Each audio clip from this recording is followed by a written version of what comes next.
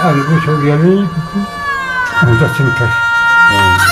गोसोखाङो मालाबा माबे समाव खुलुमबाय लोगोफोर मैया बुंदोंमोन आं फुङाव हगारगोन नाथाय हगारनो हायासै भिडिअखौ हरावनो हरनि 4टायाव सफैनानै उन्दुनानै सिखारनानै गुबुन मोनसे भिडिअखौसो आङो फुङाव आपल'ड खालामनाय जादों दा चिरां डिस्ट्रिक्टनिनो धालिगाव एरियानि ओरैहाय गामिनि मुंखौ बावबाय NDFB आफादनि NIA केसजों नांनानै थानाय फैगौ जानुवारि मासनि 8 तारिख सफैयोबा 8 बोसोर कमप्लिट जासिगोन जायखौ बुङो बिलाफा ना NDFBनि आफादाव खामानि मावनानै दिनै NIA केस नांनानै थानाय बिजों आं रायलायहरदोंमोन आरो बिनि न'खरनि बिमा बिफाजों दान्दिसे मैयाहाय लोगो हमलायदोंमोन दाखालिहाय जेब्ला लाफाया कट गानो फैयो अब्लानि समाव कल खालामना बुंहरदोंमोन जे सारा अननानै जोंनि न'आव खनसे थाङोब्ला मोजां जागौ बिदि बुंनायलाय आंबो मोनथियामोन जे बिखौ चिरां डिस्ट्रिक्टनिनो बे धालिगावनि होननानै आं मोनथियामोन नाथाय थांनानै मोनथिहैबाय बुजिहैबाय मोजां न'खर बिमाया नेनानै दं आरो प्रमद बर'नि सायाव खावलायदों जे जोंनि फिसाखौ थाबैनो बा जोंनि फिसाल' नङा NIA केसाव जायफ्रा नांनानै दङ बिथांमोनखौ थाबैनो उदां खालामनानै होयोबा बयनिबो थाखाय मोजां मोनगोन आरो राव सोरबा सासेनि थाखाय बिथाङा आंनि फिसाया जियालावहाय थानाङाखै बे बाथ्राखौ बिमानिफ्राय खोनानो मोनदों दिनै नोंथांमोना लाफानि बिमा जेरैबायदि बाथ्रा बुंनाय मा खावलायदों बेखौ नोंथांमोना दान्दिसे नायलांदो थानायाथ' फैबा जानुवारि 11 तारिख सफैबा माबा जासिगोन 8 बोसोर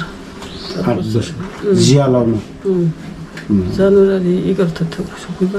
मा सनाव हमजायामोन मादै बियो सनाव मा गोलैथाय आं मिथिला जायखिजाया 8 बोसोर जासिगोन आरो जानुवारि 11 तारिख सफैबा मालाबा मादै मोना नोंनि फिसालाखौ नायनो थांदोंना थाङाखैमोन बोसोरसेयानो जाबाय आं थाङिया बेखायनो दा थांनो नागिरदों दा मादै मोना नोंनि फिसालाखौ थाबैनो जेलनिफ्राय उदां जाजानोखौ लुबैयोना लुबैया लुबैयो बयखौबो लुबैयो गजानो गावनि फिसाखौ मानो गजानो लुबैया जानो बयखौबो गजानो लुबैयो बयबो गबोथों बेनि गेजेरावनो दिनैनि दिनाव मादैया सरकारनि सायाव बा नैबे खुंथायाव थानाय प्रमद बर' बिथांखौ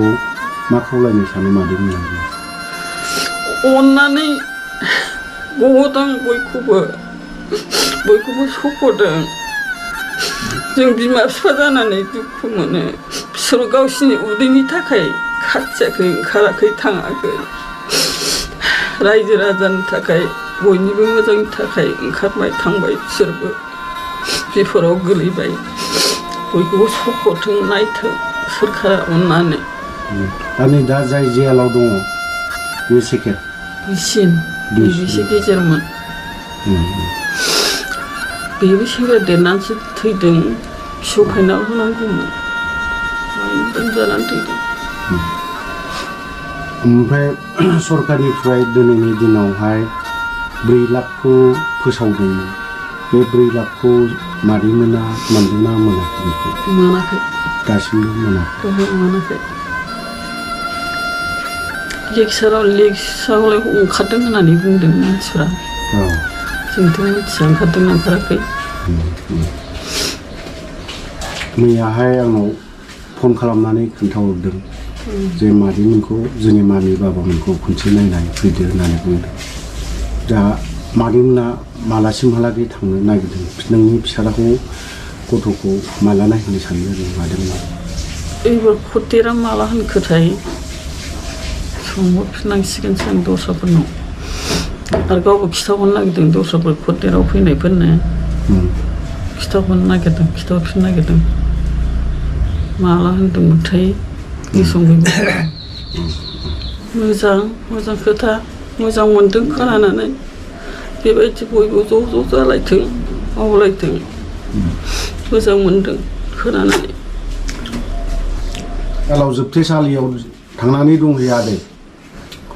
दा नों नायनो लुबैदोंना लुबैयाखै आदै नायनो बोरै मा खालामनो गारि मथर गाखोनो हाला बिदिनोसै दुखु सुखु थांनो हाया आरोखि हानांगौ गारि गाखोनो हाखाया गारि हायो असैज' हायोबा फैफिननांगोन खस्थ' मोनो बेफोरबायदि आदैया खोमा खोनायैया नोंनि फिसाज्लाया नुलांदोंना नुलाङाखैमोन बेखौ आवगायावनो बारा खोनाखायामोन दा रासिन जालांबाय आरो बोरायबाय नालाय बोरायसिगोन नालाय रासिन जालांबाय जियालाव थाहैनाया आदैनि बे खोमा खोनायैखौ मिथिखायोमोन बे औ मिथिखायोमोन आवगायावनो बारा खोनाखाया ओमफ्राय दा बोरायबाय नालाय रासिन जालांबाय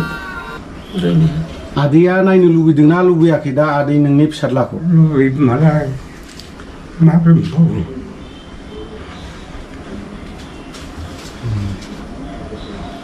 आदै खाब्ला बिदिसोब्ला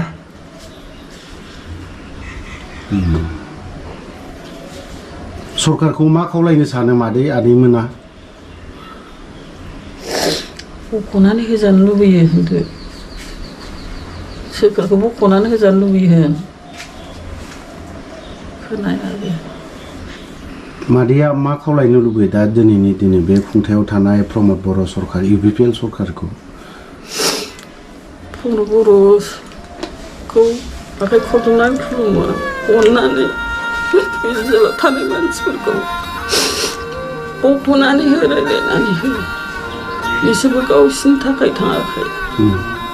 बयबो रायजो राजानि बर' हारिनि थाखाय थांदों अननानै बयखौबो बख'नानै हो रायलायनानै बिदि मोजां खामानि मावबानो बयबो मोजां मोनगोन दिनैसिमबो आसा आरो नेनानै दङ दिनै मोनसे न' लुदों दिनै गावनि फिसानि थाखायनो दिनै बै न'खौ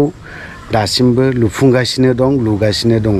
दिनैसिमबो रावखौबो हाबहोबावाखै गावनि फिसाखौ लामा नेनानै दङ दिनै बिफाया दिनै खोमा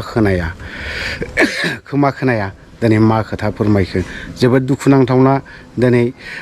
हारिनि थाखाय नांनानै बियो दिनैसिमबो उदां जायाखै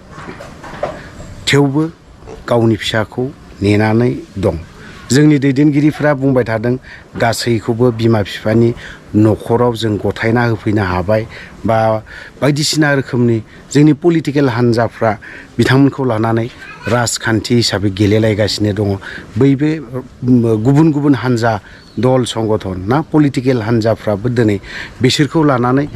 पलिटिक्स खालामनो आखायाव लाजेननो हमदों 2024निफ्राय 2025सिम बिथांमोनखौ गेम गेलेगोन आरो पलिटिक्स खालामगोन पलिटिसियानफोरा ओंखायनो आं पलिटिक्स मोननै हान्जाखौबो खावलायदों जायफ्रा NIA केस नांनानै थानाय जायफ्रा जियाल थानाय बिथांमोनखौ पलिटिक्स खालामाबा मोजां जागोन होननानै आं खावलायदों थ' लोगोफोरा आं दिनै भिडिअखौ बारा गोलाव खालामनो सानाखै बावहाय दोनथ'बाय जय बर' हारिनि